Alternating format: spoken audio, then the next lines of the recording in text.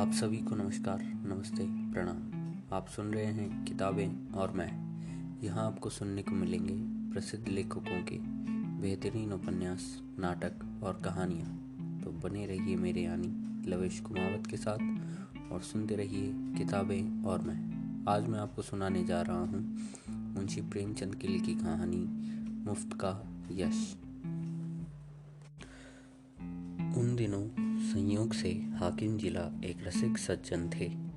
इतिहास और पुराने सिक्कों की खोज में उन्होंने अच्छी ख्याति प्राप्त कर ली थी। ईश्वर जाने दफ्तर के सूखे कामों से उन्हें ऐतिहासिक छानबीन के लिए कैसे समय मिल जाता था।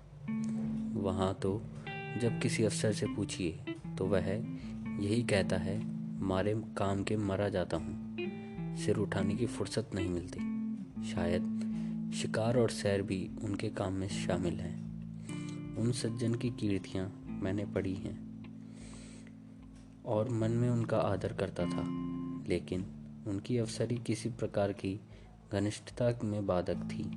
मुझे संकोच था कि अगर मेरी ओर से पहल हुई तो लोग यही कहेंगे कि इसमें मेरा कोई स्वार्थ है, और मैं किसी दशा में भी यह इल्ज़ाम अपने सिर नहीं लेना चाहता। मैं तो हुक्काम की दावतों और सार्वजनिक उत्सवों में न्योता देने का भी विरोधी हूँ, और जब कभी सुनता हूँ कि किसी अफसर को किसी आम जलसे का सभापति बनाया गया या कोई स्कूल, औषधालय या वृद्धाश्रम किसी गवर्नर के नाम से खोला गया, तो अपने देश बंधुओं की दास मनोवृत्ति पर घंटों अफसोस करता हूँ। मगर जब एक दिन हाकिम जिला ने खुद मेरे नाम का रुक्का भेजा, मैं आपसे मिलना चाहता हूँ, क्या आप मेरे बंगले पर आने का कष्ट स्वीकार करेंगे, तो मैं बड़ी दुविधा में पड़ गया। क्या जवाब दूँ? अपने दो एक मित्रों से सलाह ली। उन्होंने कहा, साफ लिख दीजिए, मुझे फुर्सत नहीं। वह हाकिम जिला होंगे तो अपने घर में होंगे। कोई सरकारी व जाब्ता का काम होता तो आपका जाना अनिवार्य था, लेकिन निजी मुलाकात के लिए जाना आपकी शान के खिलाफ है। आखिर वह खुद आपके मकान पर क्यों नहीं आए? इससे क्या उनकी शान में बट्टा लग जाता था? इसलिए तो खुद नहीं आए कि वह हाकिम जिला हैं। इन अहमक हिंदुस्तानियों को कब यह समझ आएगी कि दफ्तर के बाहर भी वैसे ही साधारण मनुष्य हैं जैसे हम या आप। शायद ये लोग अपनी घरवालियों से भी अफसरी जताते होंगे। अपना पद उन्हें कभी नहीं भूलता।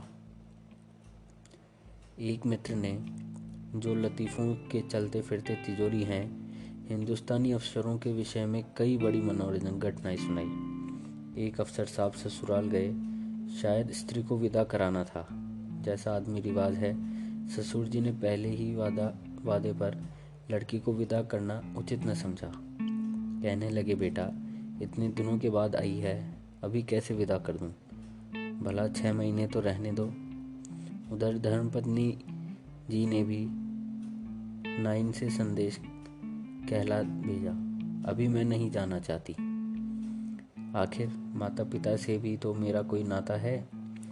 कुछ तुम्हारे हाथ बिक थोड़े ही गई हूँ। दामाद साहब अफसर थे, जामे से बाहर हो गए, तुरंत घोड़े पर बैठे और सदर की राह ली। दूसरे ही दिन ससुर जी पर समन जारी कर दिया। बेचारा बूढ़ा आदमी तुरंत लड़की को साथ लेकर दामाद की सेवा में जा पहुंचा। तब जाके उसकी जान बची। ये लोग ऐसे मिथ्याभिमानी होते हैं, और फिर तुम्हें हाकिम जिला से लेना ही क्या है? अगर तुम कोई विद्रोहात्मक गल्प व लेख लिखोगे तो फौरन गिरफ्तार कर लिए जाओगे। हाकिम जिला जरा भी मुआवरत न करेंगे, कह देंगे यह गवर्नमेंट का हुक्म है। मैं क्या करूं? अपने लड़के के लिए कानून गोई या नायब तहसीलदार की लालसा तुम्हें है नहीं, व्यर्थ क्यों दौड़े जाओ?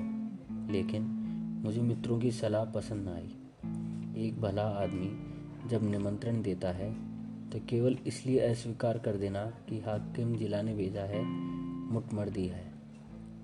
बेशक हाकिम साहब मेरे घर आ जाते तो उनकी शान कम न होती। उदार हृदय वाला आदमी बेतकल्लुफ़ चला आता। लेकिन भाई, जिले की अफसरी बड़ी चीज़ है, और एक उपन्यासकार की हस्ती ही क्या है। इंग्लैंड या अमेरिका के गल्प लेखकों और उपन्यासकारों की मेज पर निमंत्रण होने से प्रधानमंत्री भी अपना गौरव समझेगा। हाकिम जिला तो गिनती ही क्या है, लेकिन यह भारतवर्ष है। यहाँ एक रईस के दरबार में कवि सम्राटों का जत्था रईस के कीर्तिमान के लिए जमा रहता था, और आज भी ताजपोशी में हमारे लेखक वृंद बिना बुलाए राजाओं को खिदमत में हाजिर होते हैं, कसीदे पेश करते हैं और इनाम के लिए हाथ पसारते हैं। तुम ऐसे कहाँ के बड़े वह हो कि हाकिम जिला तुम्हारे घर चला आए? जब तुम में इतनी अकड़ और तुनक मिजाजी है तो वह तो जिले का बादशाह है। अगर उसे कुछ अभिमान भी हो तो उचित है। इसे उसकी कमजोरी कहो, बेहूदगी कहो, मूर्खता कहो, उजड़ता कहो, फिर भी उचित है। देवता होना गर्व की बात है, लेकिन मनुष्य होना भी अपराध नहीं। और मैं तो कहता हूँ, ईश्वर को धन्यवाद दो कि हाकिम जिला तुम्हारे घर नहीं आए, वरना तुम्हारी कितनी भद्द होती। उनके आदर सत्कार का सम्मान तुम्हारे पास कहाँ था? गद की एक कुर्सी भी नहीं है। उन्हें क्या 3 टांगों वाले सिंहासन पर बैठाते, या मटमैले जाजिम पर 3 पैसे की 24 बीड़ियाँ पीकर दिल खुश कर लेते हो? है सामर्थ्य रुपए के 2 सिगार खरीदने की? तुम तो इतना ही नहीं जानते कि वह सिगार मिलता कहाँ है, उसका नाम क्या है। अपना भाग्य सराहो कि अफसर साहब तुम्हारे घर नहीं आए और तुम्हें बुला लिया। 4-5 रुपए बिगड़ भी जाते और लज्जित भी होना पड़ता, और कहीं तुम्हारे पास दुर्भाग्य और पापों के दंड स्वरूप उनकी धर्मपत्नी भी उनके साथ होती, तब तो तुम्हें धरती में समा जाने के सिवा और कोई ठिकाना न था। तुम या तुम्हारी धर्मपत्नी उस महिला का सत्कार कर सकती थी। तुम्हारी तो खिन्नी बन जाती साहब, बदहवास हो जाते। वह तुम्हारे दीवान खाने तक ही न रहती जिसे तुमने गरीब मुंह ढंग से सजा रखा है।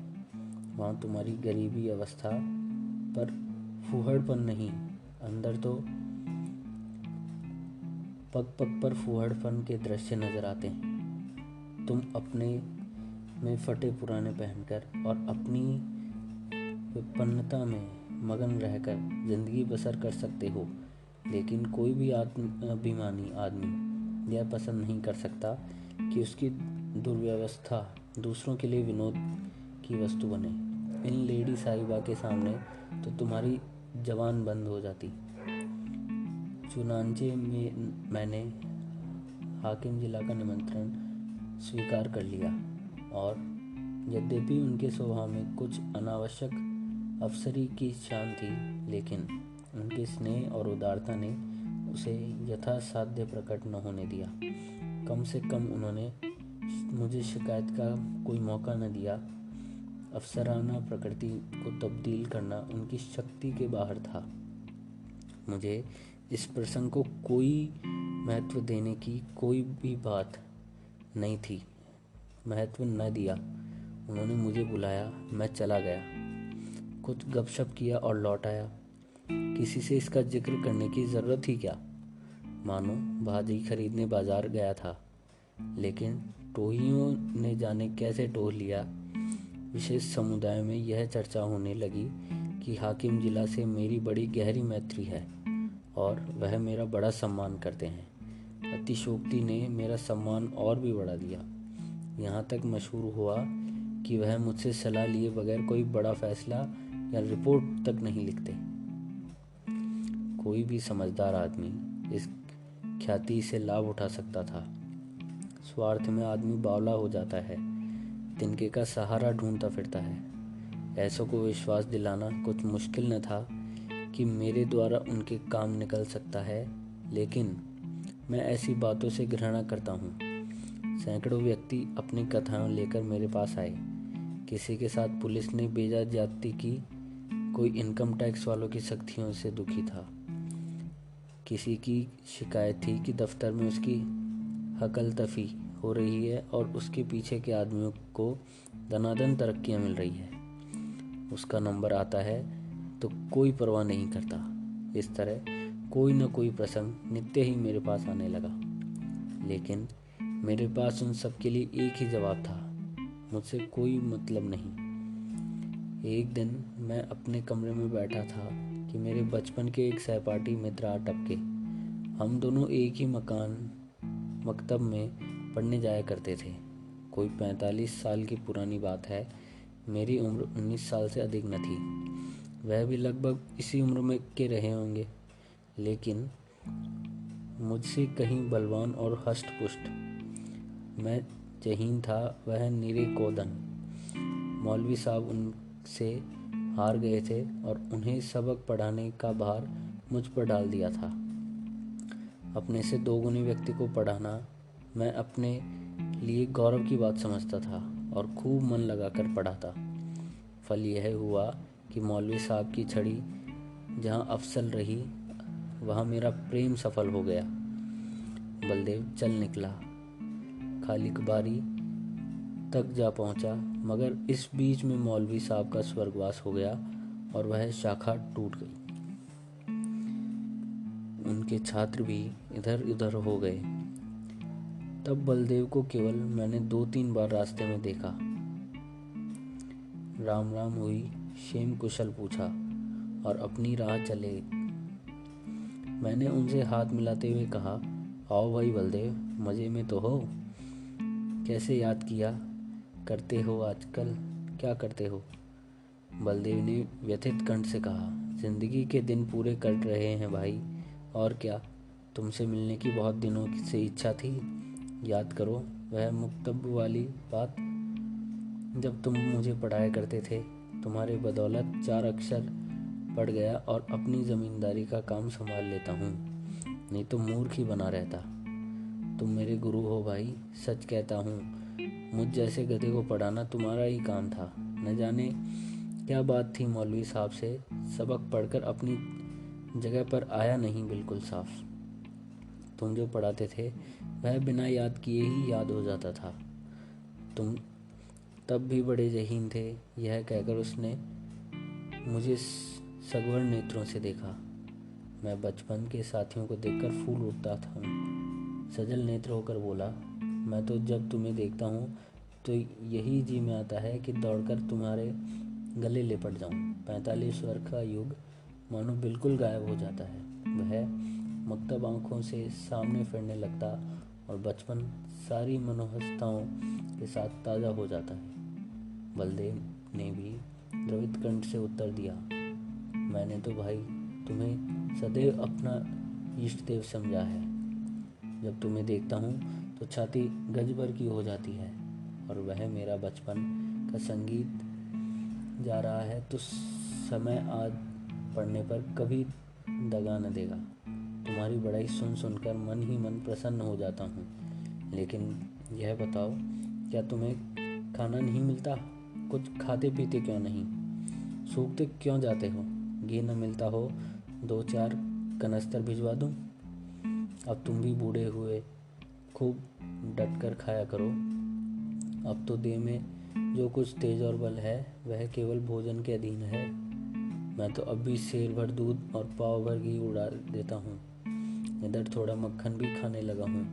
जिंदगी भर बाल बच्चों के लिए मर मिटे। अब कोई यह नहीं पूछता कि तुम्हारी तबीयत कैसी है। अगर आज कंधा डाल दूँ तो कोई एक लोटे पानी को न पूछे। इसलिए खूब खाता हूँ और सबसे ज़्यादा काम करता हूँ। घर पर अपना रौब बना हुआ है, वही तो तुम्हारे जेठा लड़का है।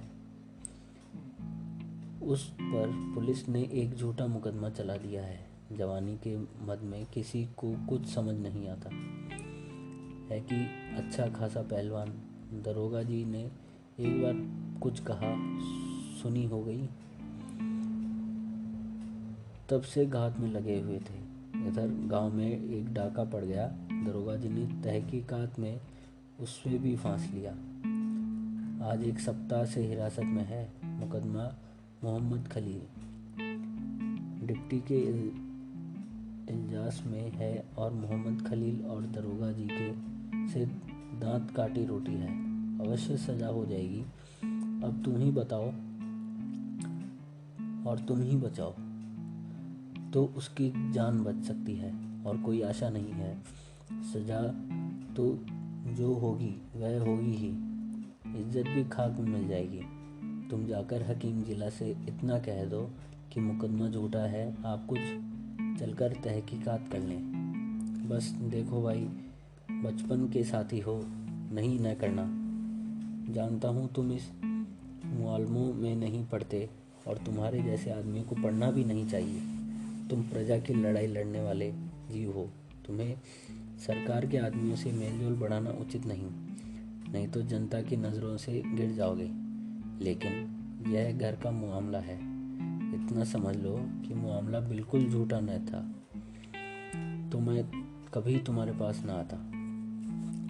लड़के की माँ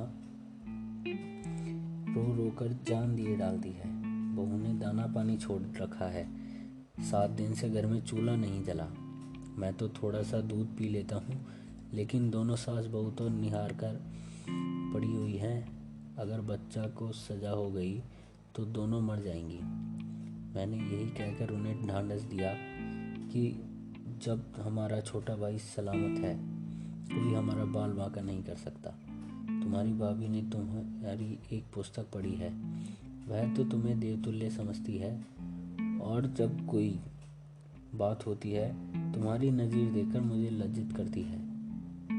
मैं भी साफ कह देता हूँ, मैं उसे छोकरों की सी बुद्धि कहाँ से लाऊं? तुम्हें उनकी नज़रों से गिराने के लिए तुम्हें छोकरा, मरियल सभी कुछ कहता हूँ, पर तुम्हारे सामने मेरा रंग नहीं जमता। मैं बड़े संकट में पड़ गया। मेरी और से जितनी आपत्तियां हो सकती थी उन सब का जवाब बलदेव सिंह ने पहले ही से दे दिया था। उनको फिर दोहरा व्यर्थ था। इसके सिवा कोई जवाब न सूझा कि मैं जाकर साहब से कहूँगा। हाँ, इतना मैंने अपनी तरफ से और बढ़ा दिया कि मुझे आशा नहीं कि मेरे कहने का विशेष ख्याल किया जाए, क्योंकि सरकारी मामलों में काम हमेशा अपने मातहतों का पक्ष लेते हैं। बलदेव सिंह ने प्रसन्न होकर कहा, इसकी चिंता नहीं, तकदीर में जो लिखा है वह तो होगा ही। बस तुम्हें जाकर कह भर दो। अच्छी बात है, तो कल जाओगे? हाँ, अवश्य जाऊंगा। यह ज़रूर कहना कि आप चलकर तहकीकात कर लें। हाँ, ज़रूर कहूँगा। और यह भी कह देना कि बलदेव सिंह मेरा भाई है। झूठ बोलने के लिए मुझे मजबूर न करो। तुम मेरे भाई नहीं हो। मैंने तो हमेशा तुम्हें अपना भाई समझा है। अच्छा, यही कह दूंगा। बलदेव सिंह को विदा करके मैंने अपना खेल समाप्त किया और आराम से भोजन करके लेटा। मैंने उससे गला छुड़ाने के लिए झूठा वादा कर दिया। मेरा इरादा हाकिम जिला से कुछ कहने का नहीं था। मैंने पेशेबंदी के तौर पर पहले ही जता दिया था कि हुक्काम आम तौर पर पुलिस के मामलों में दखल नहीं देते। इसलिए सज़ा हो भी गई तो मुझे यह कहने की काफ़ी गुंजाइश थी कि साहब ने मेरी बात स्वीकार नहीं की। कई दिन गुजर गए थे। मैं इस वाक़े को बिल्कुल भूल गया था। सहसा एक दिन बलदेव सिंह अपने पहलवान बेटे के साथ मेरे कमरे में दाखिल हुए। बेटे ने मेरे चरणों पर सिर रख दिया और अदब से एक किनारे खड़ा हो गया। बलदेव सिंह बोले, बिल्कुल बरी हो गए भैया। साहब ने दरोगा को बुलाया, खूब डांटा कि तुम भले आदमी को सताते और बदनाम करते हो।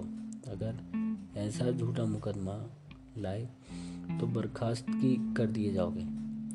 दरोगा जी बहुत झेपे। मैंने उन्हें झुककर सलाम किया। बचा पर घड़ों पानी पड़ गया। यह तुम्हारी सिफारिश का चमत्कार है भाईजान। अगर तुमने मदद न की होती तो हम तबाह हो गए थे। यह समझ लो कि तुमने 4 प्राणियों की जान बचा ली। मैं तुम्हारे पास बहुत डरते डरते आया था। लड़कों ने यह कहा था कि उनके पास नाहक जाते होते हैं। वह बड़ा बेमुरौवत आदमी है। उसकी जात से किसी का उपकार नहीं हो सकता। आदमी वह है जो दूसरों का हित करे। वह आदमी है जो किसी की कुछ सुने ही नहीं। लेकिन भाईजान, मैंने किसी की बात न मानी। मेरे दिल में मेरा राम बैठ कर कह रहा था कि तुम चाहे कितने ही रूखे और बेलगाम हो, लेकिन मुझ पर अवश्य दया करोगे। यह कहकर बलदेव सिंह ने अपने बेटे को इशारा किया। वह बाहर गया और एक बड़ा सा गट्ठर उठा लाया, जिसमें भांति भांति के देहाती सौगातें बंधी हुई थी। हालांकि मैं बराबर कहे जाता था कि तुमने ये चीज़ें नाहक लाए, इसकी क्या ज़रूरत थी? कितने गंवार हो, आखिर तो ठहरे देहाती। मैंने कुछ नहीं कहा तो मैं तो साहब के पास गया भी नहीं, लेकिन कौन सुनता है। खोया, दही, मटर की फलियाँ, अमावट, ताज़ा गुड़ और जाने क्या क्या आ गया। मैंने कहने को तो एक तरह से कह दिया कि साहब के पास गया ही नहीं। जो कुछ हुआ खुद हुआ, मेरा कोई एहसास नहीं है। लेकिन उनका मतलब यह निकाला गया कि केवल नम्रता से और सौगातों को लौटा देने का कोई बहाना ढूंढने के लिए ऐसा कह रहा है। मुझे इतनी हिम्मत न हुई कि मैं इस बात का विश्वास दिलाता। इसका जो अर्थ निकल गया वही मैं चाहता था। मुफ्त का एहसास छोड़ने का जी न चाहता था। अंत में जब मैंने जोर देकर कहा कि किसी से इस बात का जिक्र न करना, नहीं तो मेरे पास फरियादों का मेला लग जाएगा, तो मानो मैंने स्वीकार कर लिया और मैंने सिफारिश की और जोरों से की। तो यह थी आज की कहानी। आशा करता हूँ आपको यह कहानी अच्छी लगी होगी। तो ऐसी ही और कहानियों के लिए सुनते रहिए किताबें और मैं। तब तक के लिए धन्यवाद।